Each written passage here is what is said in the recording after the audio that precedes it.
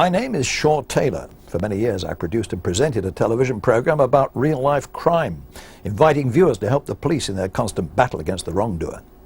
It was the first TV program of its kind and was copied all over the world. It was called Police 5. Police work is dangerous work. Sadly, violence has become commonplace in our society, and the copper on the beat never knows when he or she may come face to face with it. Even more so in the United States of America, where rampant drug trading, poverty, and relaxed gun laws mean that every time they're out on the street, police officers put their lives on the line. In the front line are the officers of the Highway Patrol, the motorized division of America's police forces, coping with everything from teenage joyriders to heavily armed drug runners. It's a slice of their life that you're about to see. Their life captured on video by their cameras as it happened. In other words, this is for real. Car chases in a Hollywood script can be planned down to the last second, the last inch. But in real life, police officers' decision to chase or not to chase is rather more complicated when other innocent drivers are at risk. Chester's 85 southbound, one black male driving. R27, R20 right on him. I was the first South Carolina trooper to take up pursuit behind the vehicle. Once I caught up to it somewhere around the 88-mile marker, southbound on I-77, heading into Rock Hill. Go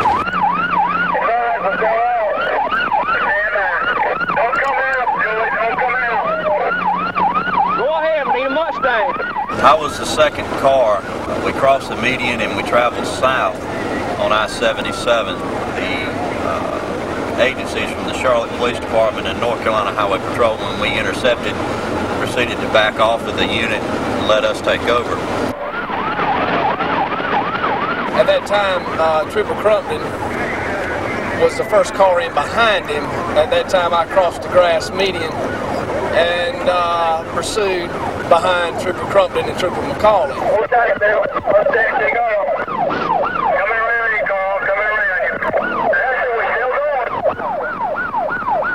Getting off, Chester, the 85-mile marker. The driver was driving a vehicle in a crazy manner. He was probably traveling approximately between 80 and 100 miles per hour. He exited off the interstate.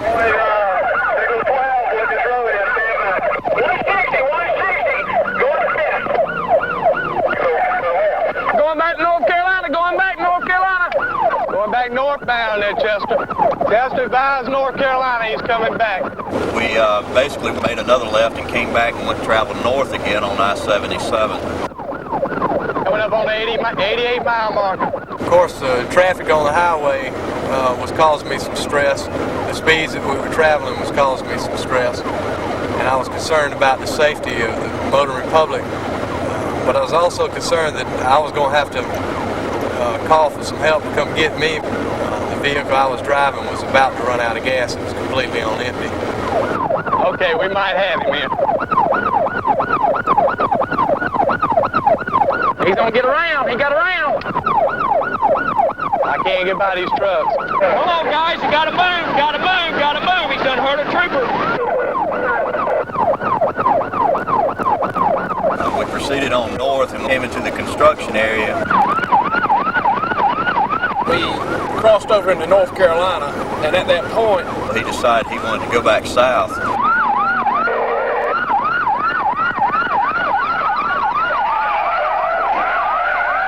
At that point, the Charlotte City police officer made contact with the Mercedes, trying to disable the vehicle and was unable to.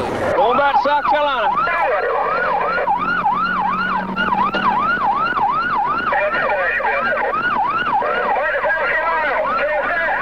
Getting off on the boulevard. Come on around.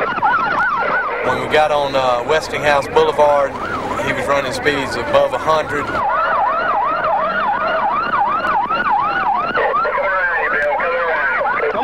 Come on. We was running up in speeds around 130 at tops. He had a total disregard for human life. No care in the world. His only goal or objective was to get away. He was just not going to stop.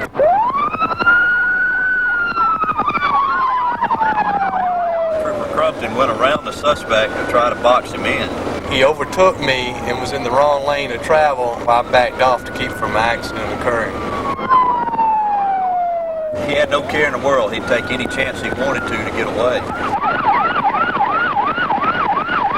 Mercedes kept on eluding us. We came up to the intersection there of State Road 49 and Carowinds Boulevard. And the defendant made a very sudden right turn through the parking lot.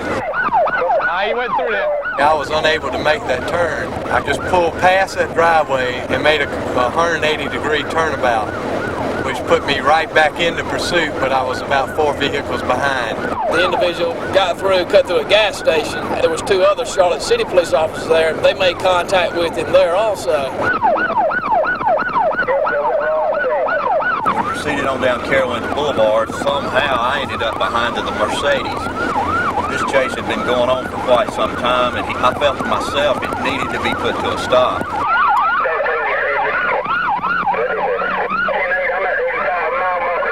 I start lightly tapping him in the rear of the vehicle and trying to make him lose control to go to the right. That caused him to spin out of control. At that point, all the vehicles came to a sudden stop. Everyone exited their vehicle. When the subject finally came to rest, we attempted to apprehend the subject, and with a brief struggle, we were able to do so. On the outcome of this particular incident, I was real pleased with it because the subject was arrested. We recovered the stolen vehicle, and the safety of the motoring public was fine. No one was injured, no accidents were involved in the motoring public, and of course, the troopers were fine. The subject pleaded guilty of possession of a stolen car and failure to stop in South Carolina. He was sentenced to 7 years in prison. When released, he faces similar charges in North Carolina, as well as assault with a deadly weapon with intent to kill Trooper E.C. Manis. So all's well that ends well. The next incident takes us to Fort Worth in Texas. In the early hours of the morning, a murder suspect is being interrogated. He makes a dash for it in a 10-ton towing unit. Once again, it's down to the highway patrol to stop it. Communications service over in Dallas that Fort Worth Police Department was in pursuit of a vehicle northbound on Interstate 820 that they was needing our assistance. How many units do I have involved at this time? The subject inside the vehicle was a suspect for murder and was probably armed. They were following up on some information on a homicide suspect, and this vehicle left the house when they were stopping and interrogating and interviewing. That's how the pursuit started, so they're just assuming that this is probably going to be the homicide suspect. After hearing this, Trooper Bear and myself proceeded to the location that was given to us by Dallas Communication on Interstate 820 in Lancaster. 1359 Dallas. 1359. Dallas also be advised he has been reported to be possibly involved in a homicide. 10-4, we're southbound 820 approaching Interstate 30. We made contact with the pursuit and observed that there was a semi-truck without a trailer. We normally call it 60 miles an hour, not yielding to the Fort Worth officers. 1159 Dallas. Dallas 1159. Fort Worth just advises that they want us to take the lead. They will stay with us as long as the gas is provided. They did advise us that they want us to take the lead in the pursuit. 10-4. The pursuit continued eastbound through the city limits of Dallas, then proceeded southbound on Interstate 635 on the other side of Dallas. Continued.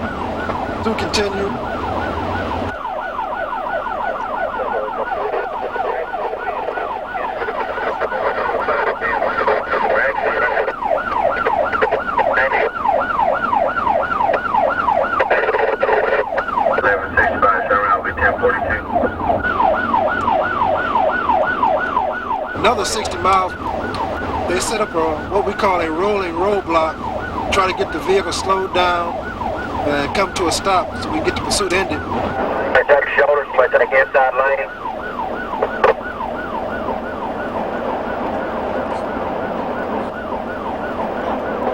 You guys watching? Hey, hold on, so that you guys give me some room. The guys behind me, give me some room. What are we going to do, Sergeant? Well, I don't try to take him out before he kills one of my troopers. The truck continued at a continuous speed of about 60 miles an hour, almost rear-ending some of our highway patrol vehicles. At this time, it was the supervisor's decision to shoot the tires off the vehicle to get the truck stopped before it endangered anyone else's life. He's right on our bumper.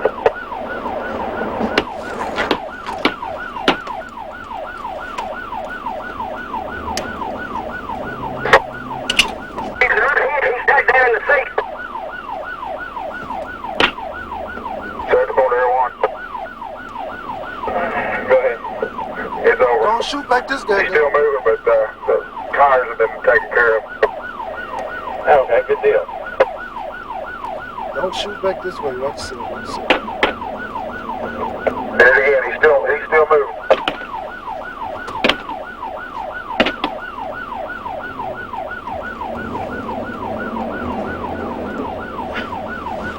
Okay. We're coming out of here. Watch yourself, watch yourself, watch yourself. Okay.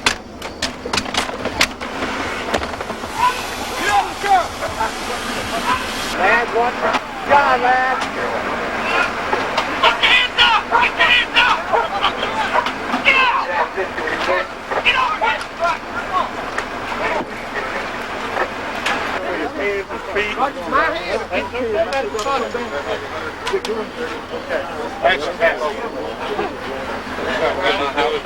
I don't give a what you're talking about. You trying to kill my highway patrolman?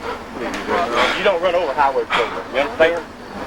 Okay, you're under arrest for attempted capital murder. You understand that? And we're through with it. Okay. Supposed to be Elkie Taylor. Got his real name in it. Y'all have we're through with it. Get in, man. Go. Go.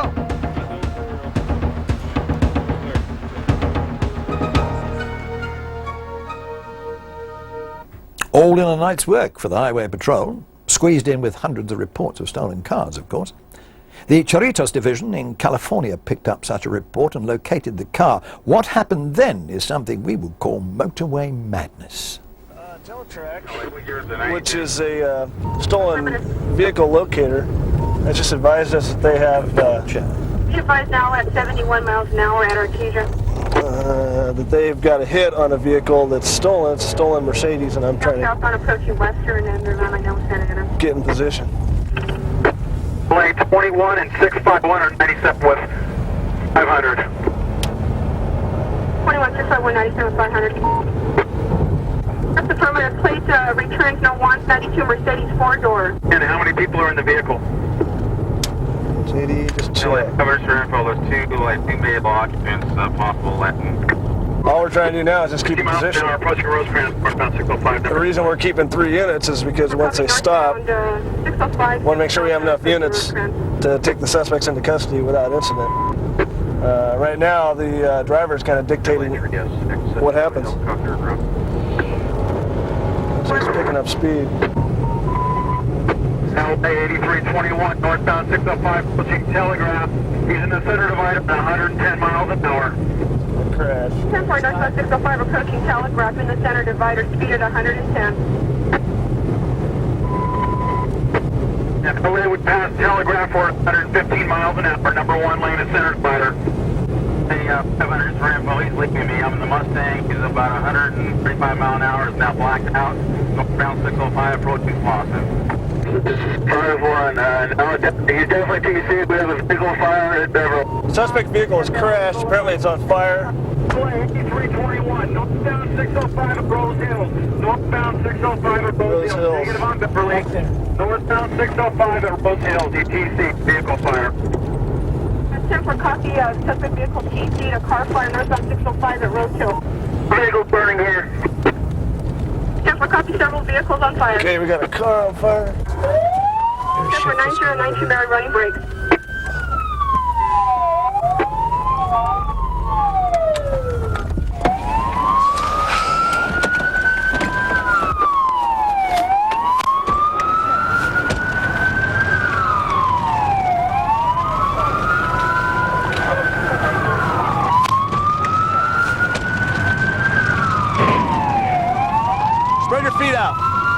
Spread your hands out. Hands all the way out. Plastic gloves, I got plastic gloves. Just drag them back, drag them back. Come here, man. Keep your hands where we can see them.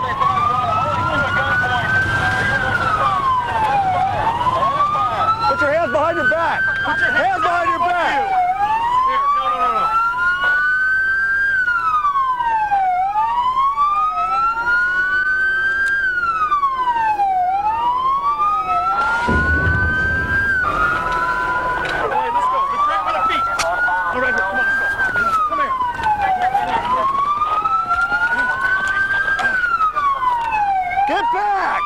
no.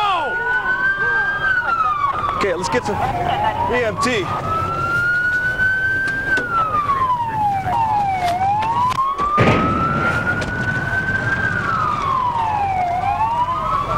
Hey! EMT, dude, EMT. I thought we were holding two. Who's holding the other one? Is there somebody else with you? No, sir. Or do you have any weapons on you? No, I think they got someone at gunpoint up there. Got him. I got him. Guys, stay with that guy. I got him.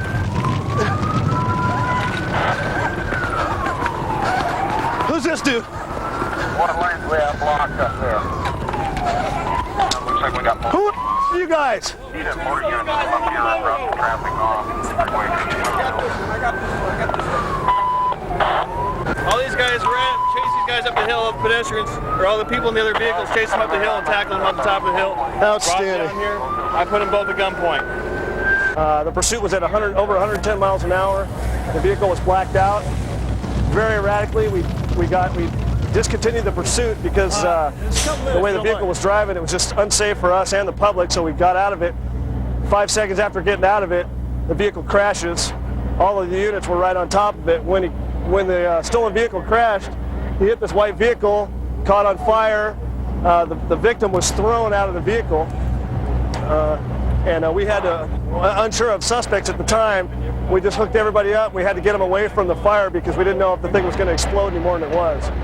Someone get that sterile burn sheet out. He's got some severe burns over his skull and both his hands and his back. Looks like what we're going to try and do is shut down a freeway here for a few minutes so we can land life flight, which is coming in overhead, and get him airlifted out of here up to USC Medical Trauma Center there for his burns. Right now we have 2 suspects in custody for the stolen vehicle. It's going to be felony evading because the victim of the white car that was on fire is definitely 3rd-degree burns and not looking real good right now. They're going to take him to the county medical center and hopefully can do some good work on him. The car's anti-theft teletrack system alerted the highway patrol as the car was stolen from its owner at gunpoint.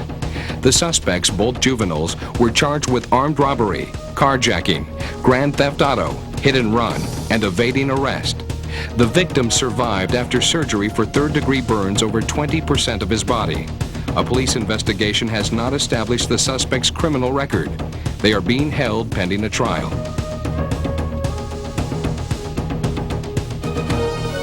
The full story is still to be told in court, but stealing a car at gunpoint can hardly be put down to joyriding. Meanwhile, teenage joyriders continue to be a perpetual problem for police forces the world over. This next incident in New Bedford, Massachusetts reflects the sheer stupidity of joyriders. They may get away with it first time, second, even third. But in the end, the highway patrols always get their man, or in this case, child. 920 D3.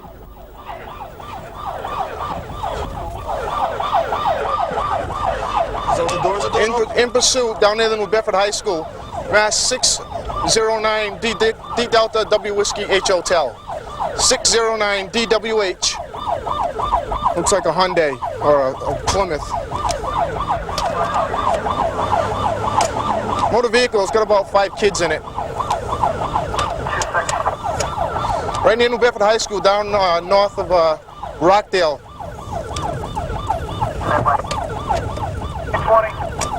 920. Keep giving you 6s. We're headed that way. Oh, great.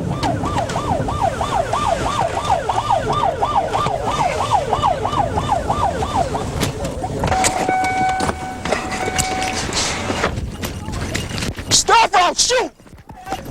Get out, Jack! Get out! Get out! Get out! Get out! Which I got a back problem. I didn't do, I swear. The other guys are in the car. I I swear I didn't do it. I swear. Please, Mom. Is it stolen? What? Is the car stolen? I killed that kid right there. I know where he lives. Is the car stolen or what? No. Well, what are you running for? What? I don't know if he had a warrant. Just went back. I got a back problem. Well, what you shouldn't have ran. I didn't know if I would have got arrested. The other kids are in the car. No, they all ran. They're over there. You're the only one running? I'll say that. What's the name of this street right here? I don't know. Don't run! This is stupid! Never hop in the car. I'm stupid as fuck. I know where he is. Where is he? He's right there hiding, I swear. God, Well, it's not stolen. What the heck you guys taking off for? I don't know why he took off. I guess. Look, they're down there, look. I guess he has a warrant. Who, the driver? Oh, yeah, I guess so. I told him to drop me off at home. It was my girlfriend's ex-boyfriend. I got nothing on him. How old are you? I'm 14. You live with your parents? Yeah. Okay.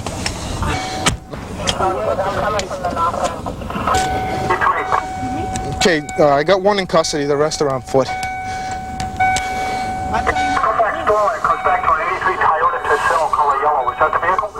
Yeah, it looks like that's what it's on. Okay, a party on Robert Jones out of New Bedford, Emerson Street, New Bedford.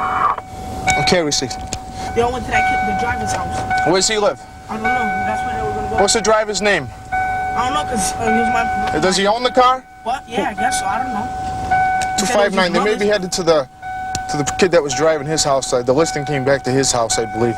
Okay, how many other kids were in the car with you? They went up to the news. 5 more. 5 more? One of them. Who else do you know in the car? He used to go to West Side. What? I don't know his last name. And who else? And 3 other kids I don't even know. Don't know him at all? Nah. Only one of them I remember, but I can't remember his name because I had gone into a fight with him. And I haven't seen him for a while. So you just know sit out of the whole car? Mm-hmm. Can you give me the info on the plate again, please?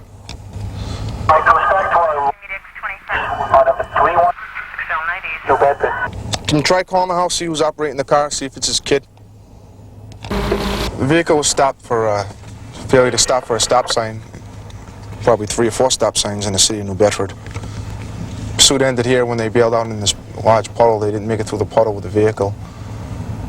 And 1 out of the 6 were caught. Juvenile. Let me get up here and check that ignition. Yeah, it's junk. They were standing with a fork. Oh, it is stolen then. The ignition's popped right out of it. All right, the car is stolen now. The owner was in the process of reporting it stolen. I couldn't get a look into the car until the tow truck pulled it out of the puddle. Found out the ignition was popped. Again, he's only 14, he's a juvenile. He'll be in custody now for receiving stolen property. He wasn't the driver. He doesn't have a father. The mother's sick. She doesn't have a license. She can't drive even if she was well. So we'll get the closest thing we can down here, and it's up to the probation officer, the juvenile probation officer, to decide who he wants to release the juvenile to. And that's all it is a joyride. They steal it for a few hours, go out for a ride, then they go home and leave the car somewhere. The 14-year-old suspect, who had an extensive arrest record, was charged with unlawful use of a motor vehicle and placed in the custody of Youth Services. 2 other passengers were found the next day. No charges were filed because a local informant fears for his life. The driver has not been located or named. The case remains open. What a chilling statement. A local informant fears for his life. So with no evidence, a bunch of kids remain free to cause death or injury to how many other innocent drivers, I wonder. How to stop a renegade driver without endangering others is something police constantly study. Here, the Highway Patrol in Georgia puts one tried and tested method into practice. Intoxicated. Hang on, boys. He's going to run. 116 Dalton, I'm 1080 southbound, 75 at the Welcome Center.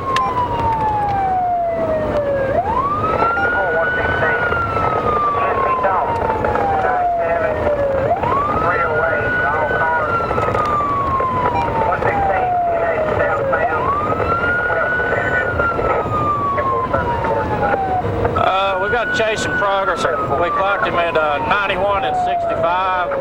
Blue lights and siren are activated. As you can see, we're traveling right at 100 miles an hour and he won't stop. 116 Dalton, we're still southbound. I'll advise you, we're coming up on 2, coming up on Georgia 2. Dalton, we're continuing south past Georgia 2. We continued south.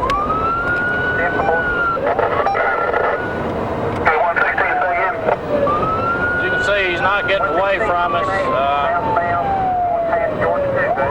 He's trying to blow it up off good though. We're traveling at about 110 right now. Just threw something out.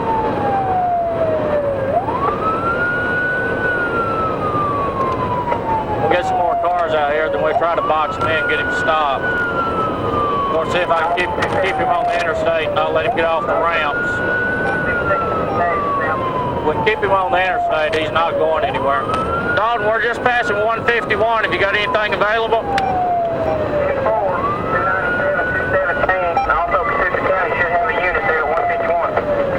10-4, we just went under it. We're right at 115, advise them. 10-4. Who'd that tag come back to, Dalton? 10-12. Okay, what we do when these get the units set up out here, we're trying to set up a rolling roadblock and slow him down gradually.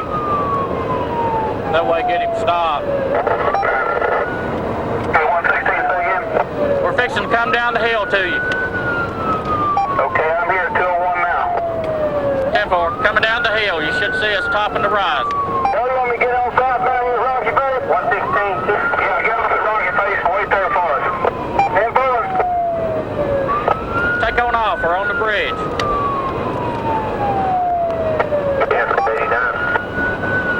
That's my partner on the task force that's pulled out up there. He's gonna wreck. Hold on. He's gonna wreck.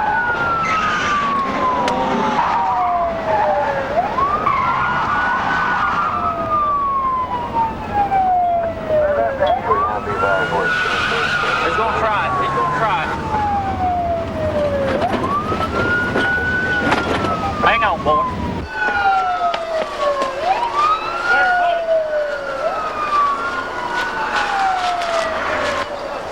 Got him right there? This way. Whoa. Down! Down!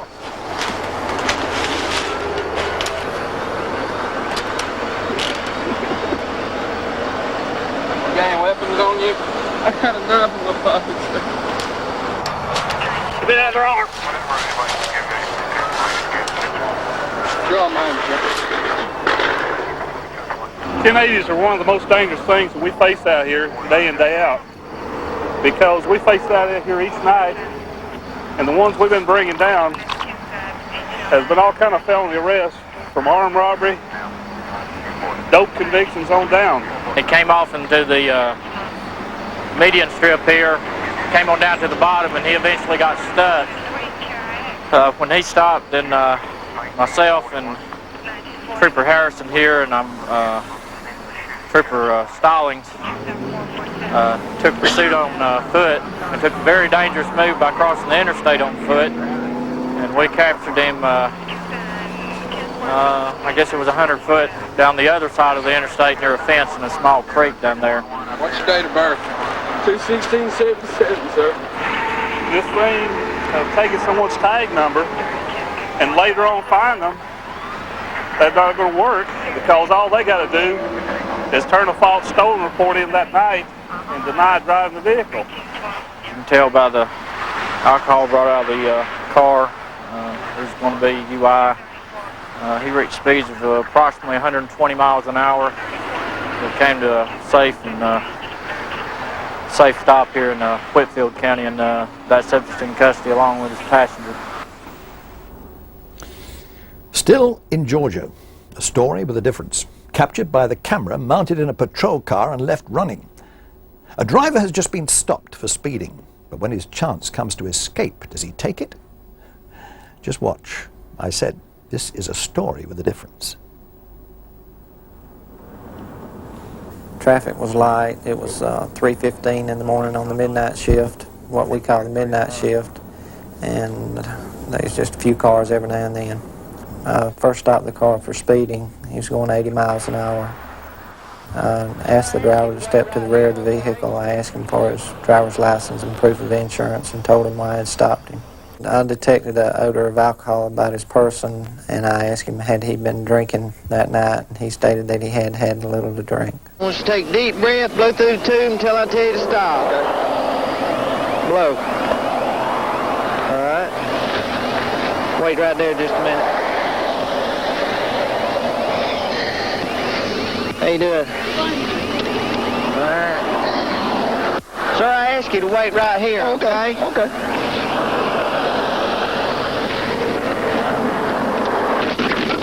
Oh, man. You okay? No. 833 Atlanta, help. You okay? No. No, he got hit. Oh, Lord. Hey, Go get on the radio and call for help. On the radio? Yeah. Just tell them to send help for 833. 833 Atlanta, help. Help Atlanta, 833. 833. Send an ambulance, Atlanta, send an ambulance. Realized what it was, sudden pain. I fell down on the interstate, and I could see the white line out of the corner of my eye. I realized I was laying in the interstate. I immediately rose back up and tried to stand up, but I was unable to do so, so I lay down inside the car. I had a blanket in my car, and I threw a blanket over him, and he had one in his car, well, something like a blanket, and I put it over him. And it was a matter of, seemed like 2 or 3 minutes. The whole interstate was covered with, state troopers. I never felt lightheaded or anything like that. The original pain when I first got hit by the car was about the extent of it. After that, my legs went numb, and I was just afraid that they might be paralyzed or something like that. I knew help was on the way, so I wasn't really worried about that. When you need help, it seems like a long time before help ever gets there. I overheard the radio traffic. I heard him call Atlanta telling them to send help out there. It took my sergeant 3 minutes to get there from when we called for help and when he arrived. He stopped me near a trucker man hit him. Okay, you okay, Hank? Let me get My it in. legs. Okay, stay you right there. The driver of the car told me that the trooper had been ran down and that the car that hit him had gone about 150 yards down the road, stopped for approximately 2 or 3 seconds, and then continued on. It kept going. Just your legs, Hank. Yes, sir. Is there anything? I don't know. Okay. You wasn't hitting the head or anything, were you? I don't think so. Okay. Is it this leg you think is broken? Both of them. Huh? Both of them. I don't know if they broke or not. I hadn't tried to get up. Okay. Just lay still. Let me get a blanket. Be right back. Well, after speaking with Trooper Fielding and getting him on his way and getting back to the scene, we were able to find a mirror and an antenna, which I suspected came from the perpetrator's vehicle. And it was an off-duty police who spotted the car. I think it was about a week and a half later who spotted the car. And they matched the mirror and the antenna up to the car. And I suppose they confronted the owner of the car, which she didn't know anything about it, because her friend didn't tell her that she had an accident that night. But she was back in New York. And I think that's how they traced it back to her. I was out of work for 3 months. I went to therapy. To begin with, it was 3 times a week, and then they cut it down to once or twice a week for a couple of months. Then it was just a matter of getting back to where I could patrol again. His wife called my house, and I don't know how she got my number, but she called my house. And she thanked me for what I'd done. I constantly think about what happened. Every time I turn on my blue lights, I think about that I can get hit by another car. But I can't do my job and let that be on my mind all the time. Trooper Fielding suffered severe bruises. Anthony Barber was released. No charges were filed. The driver who hit Trooper Fielding was brought to Atlanta and convicted of felony aggravated assault and hit and run. The driver had to pay a fine of $650 and serve 5 years probation. So, the Good Samaritan gets a just reward, but I can't help thinking that the hit-and-run driver got away with it pretty likely. If you're taking a driving holiday in the States, a siren starts howling and flashing red or blue lights come up behind you and stay behind you, pull over, stop, and listen very carefully to what the police officer calls out. He won't know that you are a tourist, and this would be no way to start a holiday. He had his headlights on, and then they were high beams, and then when we went by, he turned them off. And he's not stopping right now.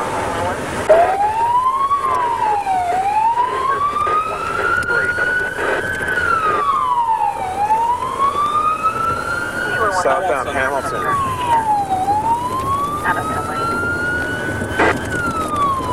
$201 failure to yield. Running 29 on it. Eastbound 2nd from Hamilton, City of Pomona. Advise Pomona PD. Westbound, southbound White from 2nd. Southbound White from 2nd.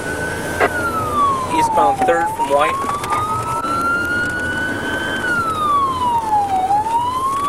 Vehicles yielding. Vehicles yielding, park and 2nd. Get your hands up! Get your hands out! I want you to open the door up with your left hand. Open the door on the outside with your left hand. Okay, walk out from the car in the middle of the road. Okay, stop right there. I want you to spin around slowly. Okay, now turn toward me. I want you to get down on your knee. Okay, I want you to lay down flat on your belly. Okay, who's going to take him? Left ear on the ground. Left, your other left.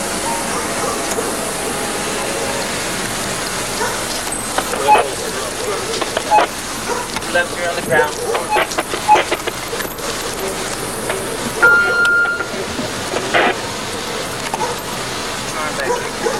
Right arm back there.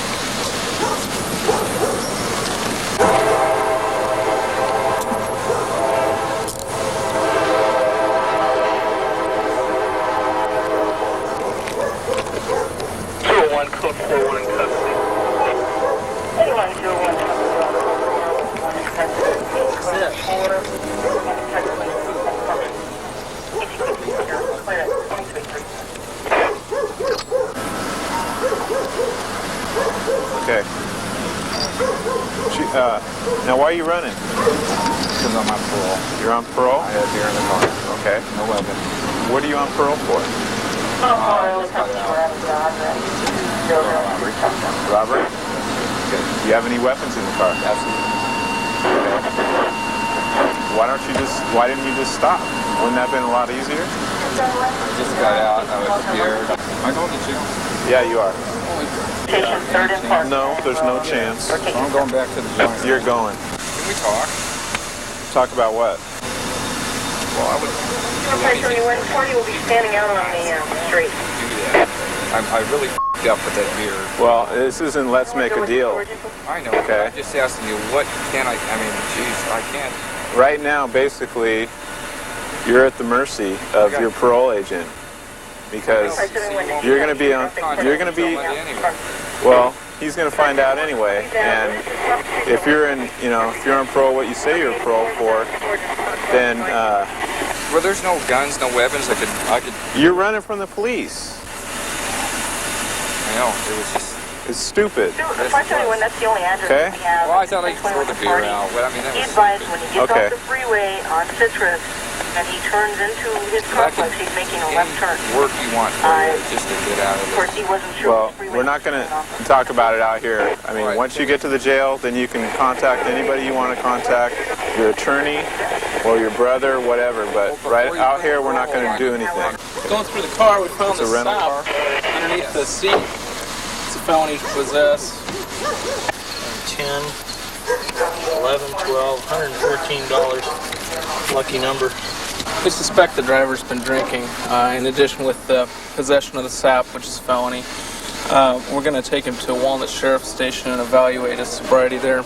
More likely he'll be charged with evading arrest and obviously the possession of the sap. 1 week prior to this incident, the subject had been released from prison. He was charged with evading arrest and will be sent back to prison for violating his parole. He faces a maximum sentence of 12 months. See what I mean? So that gentleman has a parole problem. But as a tourist, you may have committed a traffic offence without realising it, and the police reaction could be much the same. So stay cool. Of course, not all highway patrol duty is spent in the car, as the lads in St. Louis, Illinois demonstrate when they're called to what my police chums over here would describe as a domestic. Although domesticity wasn't the word that came to my mind when I watched this.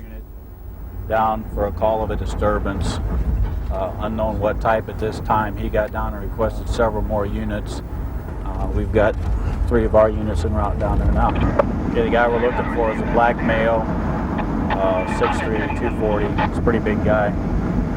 Apparently a battery of some sort. We're going to need some units going around back. We've been there a few times before. How you doing? I've heard of overkill, man. Bring in the troops. What's he got? I'm not really sure. There was a battery over on 70th Street. This is the suspect. We had about 4 cars inside. Stand up! Stand up! Did you hear him? Stand up! Get up! Stand up! What's up? Get him up.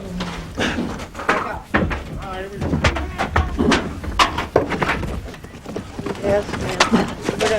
Leg restraint. Oh, man. Still take him down. Come on, sir.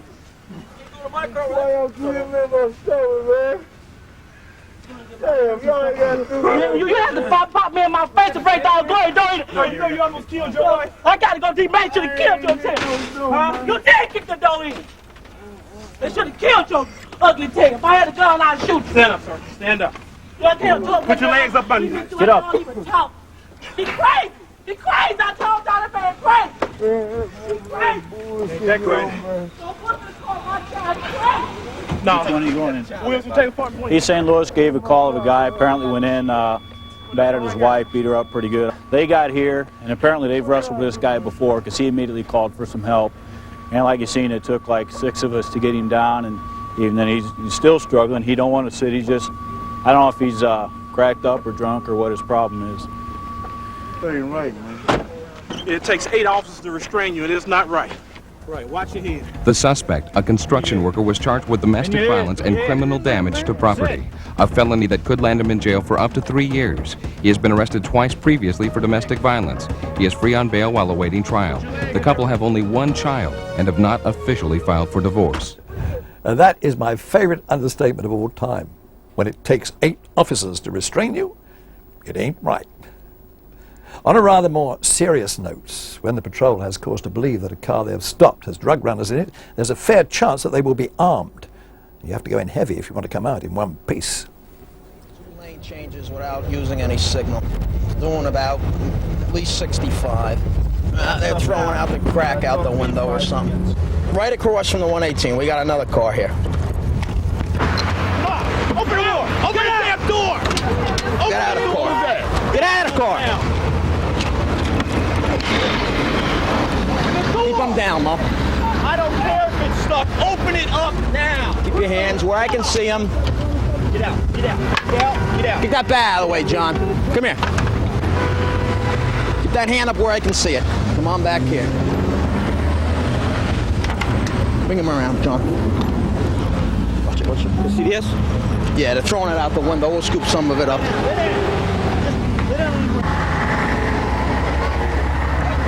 Got anything on you, ma'am? We haven't cuffed you up yet here, so we're going to take a look. I don't have anything. Well, we're going to look, all right, because we saw a lot of stuff flying out the window. Who backed up there? See if they could scoop anything out of the road. There was bags flying, O'Neill, he's backing up. bottles flying, the whole 9 yards.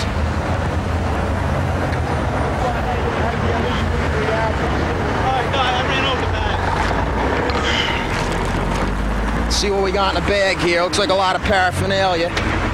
Caps, crack bottles, more empty vials, caps, rubber bands.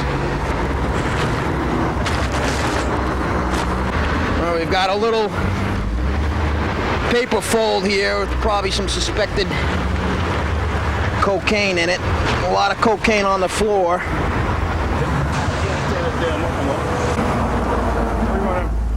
You got anything on you? No. Who's throwing everything out the window?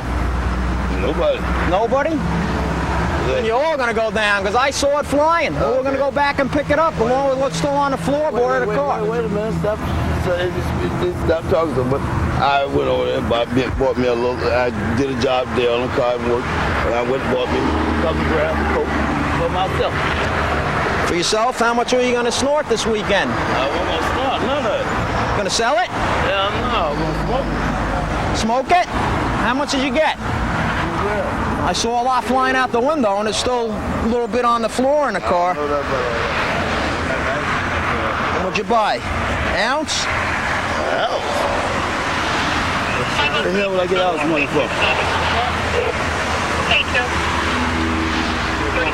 Put it in that cast, I hope. I sure hope you. You want to go back and look? Sit down.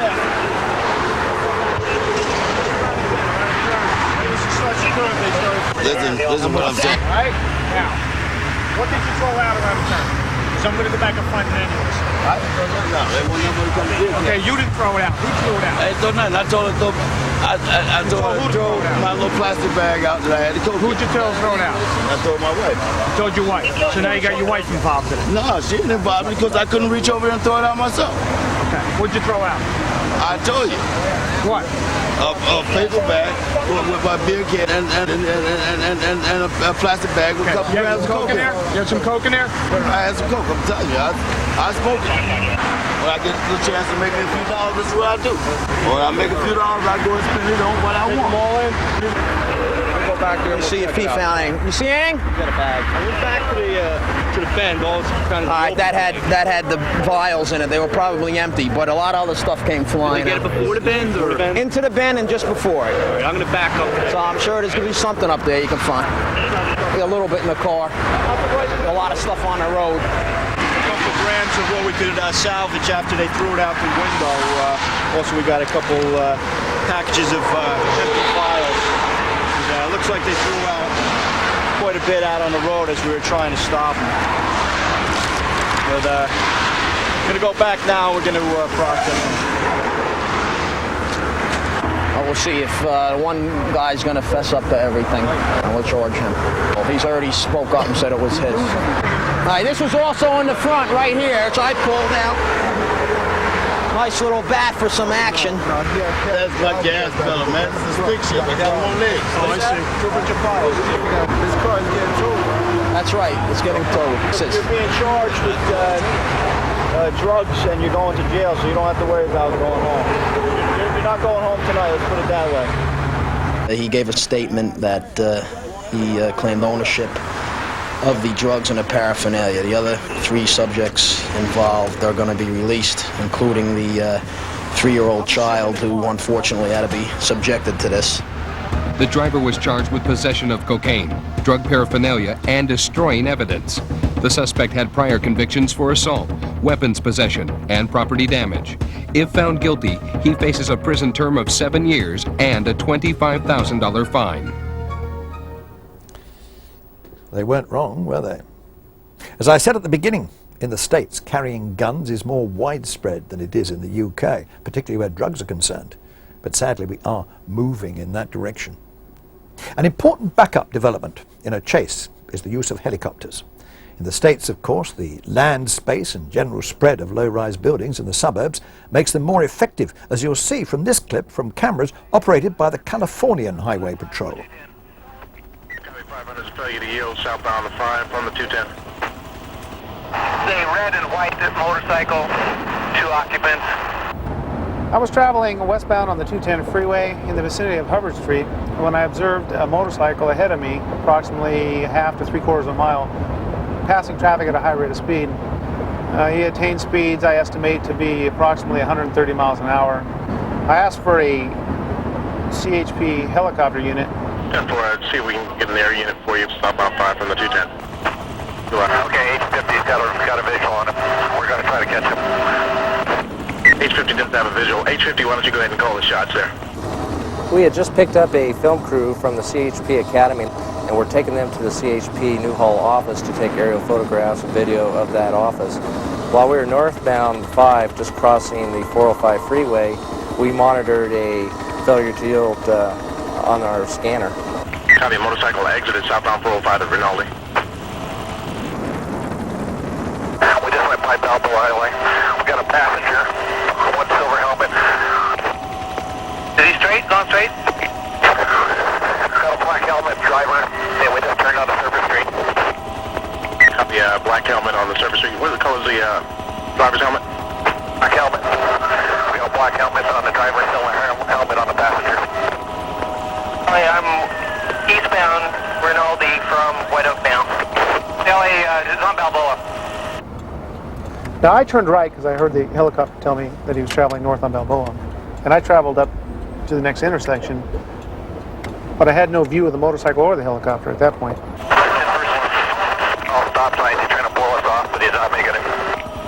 H-50 This motorcycle's making left turns, right turns, all over the place, and it was very difficult to keep the motorcycle in sight. Okay, we're getting the way down the alley, so he's trying to ditch down the alley. H-50 advises the motorcycle is trying to go down that alley now. We got him in an address. The unit can see us. We're right off Rinaldi. We're going into an address. H-50 advises that we're approaching an address. 500, can you advise? Terry placed the helicopter in a tight orbit over the house where the motorcycle is stopped. At that point, the driver parked the motorcycle and both suspects entered the residence. We continued to orbit the house, at which time we determined the exact location of the house and directed the ground units to the exact front door of the residence. H-50, can you give the proximity of the motorcycle to the unit? Yeah, we're getting a cross street for you. We're 1 block west of Louise on Rinaldi. 1 block west of Louise on Rinaldi. I see the air unit now. Copy, see the air unit now. 500 has a visual on the air unit. You can go ahead and get that address when you get there. Proceed on down. I've got eye contact on you. I'll have you slow. You come in the front door. We'll watch in the back door. 500, you copy H-50? On the back door. In the residence? Okay, one more door. One more door. Come up one. Unit out front, that's the address. Mustang, come around to the back. Okay, in the alley. We stayed over the residence maintaining a visual contact with those officers to ensure their safety as they entered the residence to look for the suspects we had just chased in the motorcycle. What I'm having to do is I'm having to look at the ground from the left side.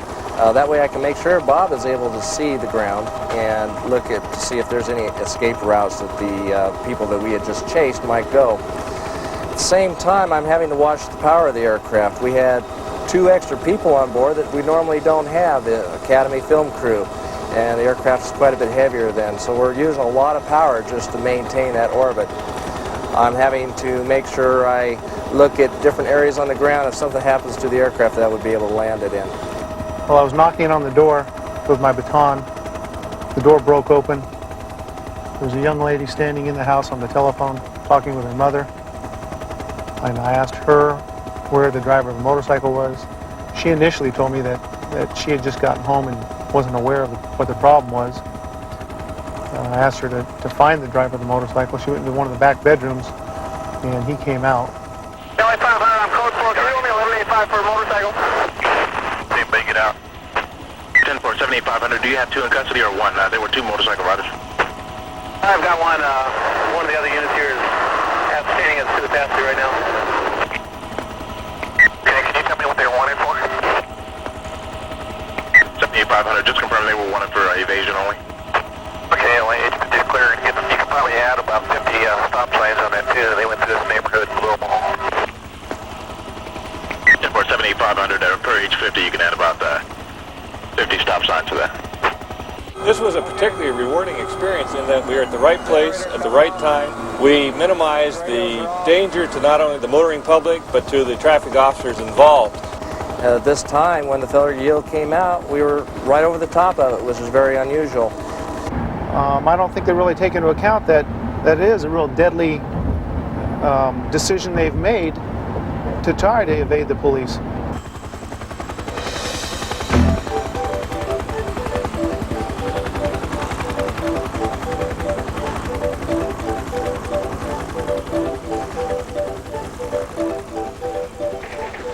There you can see how effective the cooperation between car and helicopter can be. And it's not restricted to daylight hours. Let's stick with the Californian Highway Patrol, on the road and in the air at night. Northbound 605 from Lower Azusa. Vehicle's a silver 86 Toyota van.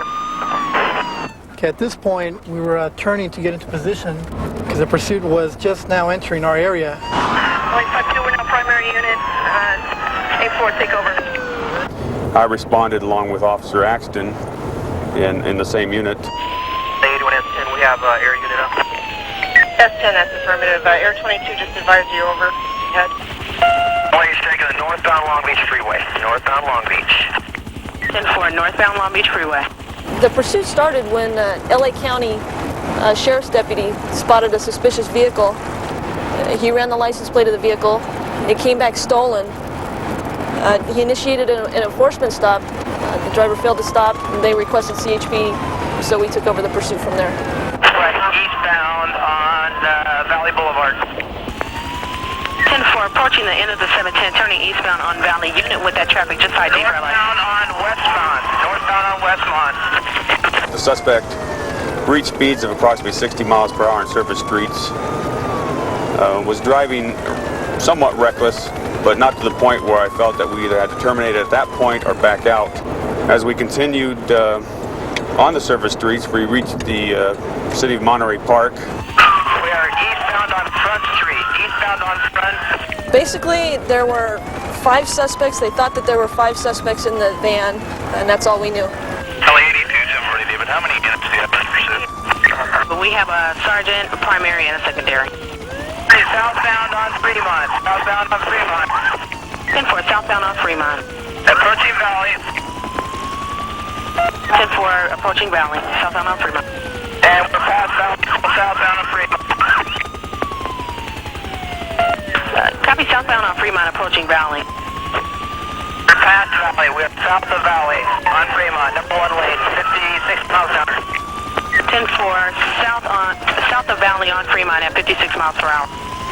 Right about this time, the supervisor that was the 3rd unit behind us had told us, over the year that when it was safe to do so, to go ahead and terminate the pursuit, meaning use your vehicle and strike his vehicle or ram it or whatever you want to call it to end the pursuit.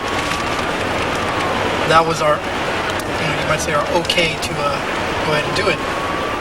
At one point, down here somewhere, he did go down to about 30 miles an hour. And as I was trying to position my unit to his left or right side, he would swerve from side to side in front of me so as not to let me get next to his side. He's on the wrong side of the street. Approaching Olympic. Speeds are probably about 40 miles an hour. Right at this point, just prior to making his left, he almost T-bones this, I believe it was a red Thunderbird that was going westbound on Olympic Boulevard.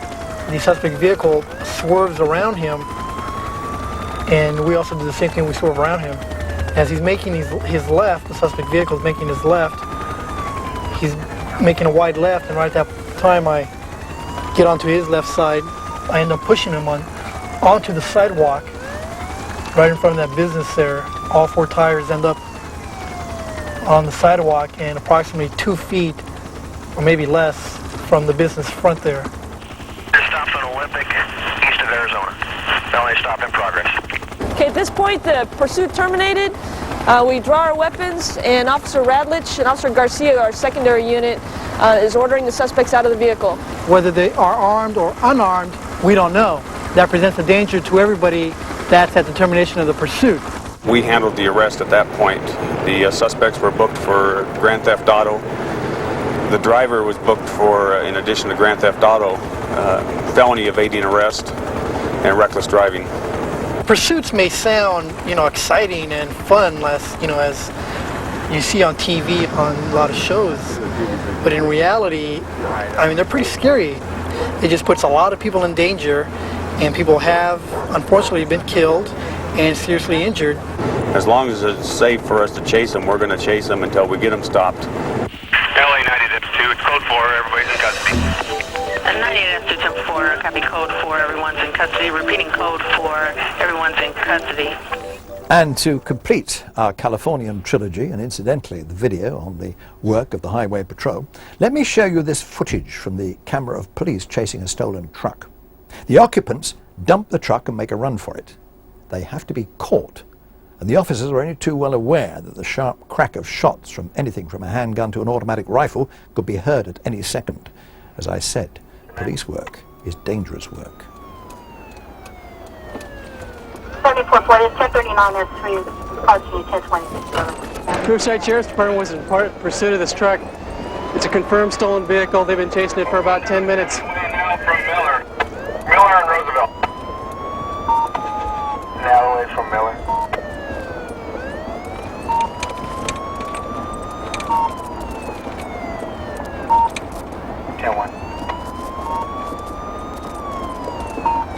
Roosevelt and Magnolia.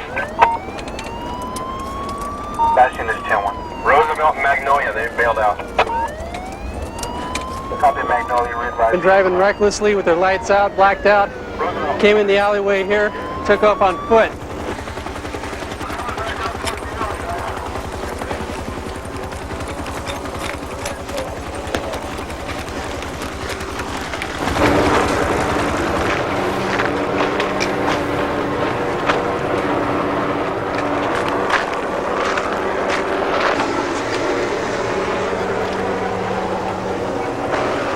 Came through this way, there's his hat.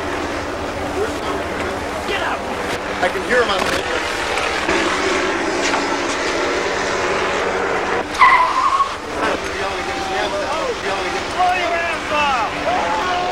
Came out this way. Somebody's got him. Come on over here. Get your ass over here!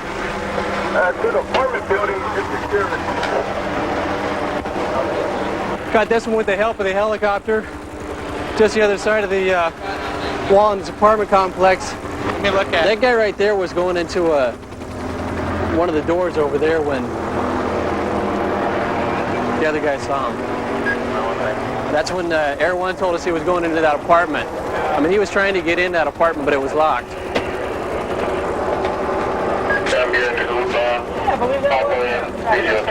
Both the driver and passenger fled after coming down the alleyway here and stopping. The driver's in custody, the passenger's still outstanding.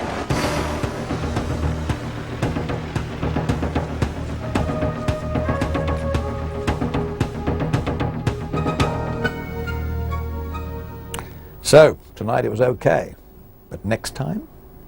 I hope you found this insight into the work of the United States Highway Patrol entertaining, interesting, but above all instructive. If you find yourself signaled by the Highway Patrol, stop, listen, and obey the police commands. You can sort it out later. If you find yourself accidentally involved in a chase situation, move out of the way as quickly as possible without endangering the lives of other motorists. Remember that for you, you're driving on the wrong side, and automatic reactions could be dangerous. So keep calm, keep your wits about you, and keep them peeled. Until the next time we meet on Highway Patrol, enjoy America.